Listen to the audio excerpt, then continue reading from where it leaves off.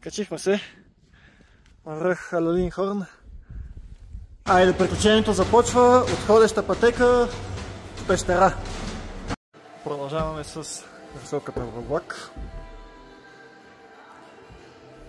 Влак, който минава през пещера. И излизайки от станцията, виждаме целта за днес. Халелинхорн. Трябва да качим този следник.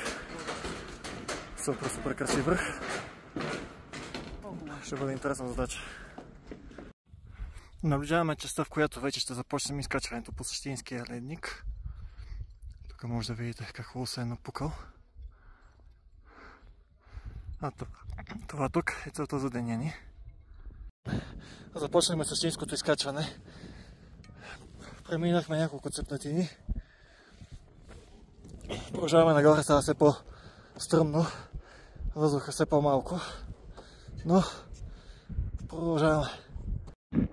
Предстои ни по-сериозно преминаване на пукнатина. Този път нещата са доста сериозни. Ето за какво става въпрос. Действаме. Още малко и ледника ще приключи. Ще започнем изкачването по камънак. С тази прекрасна гледка продължаваме към финалния штурм. Връха вече наподобява камен дел, макар и доста по-стръмен.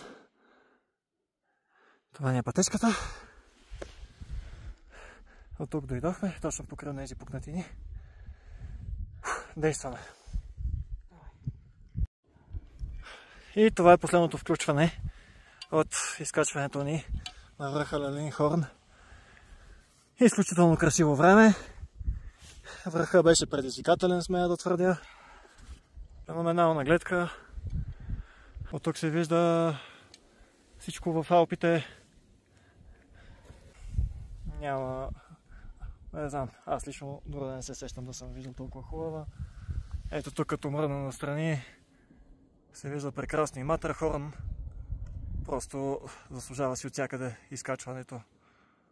Ето, гледайте за какво става дума. И така. Направихме го.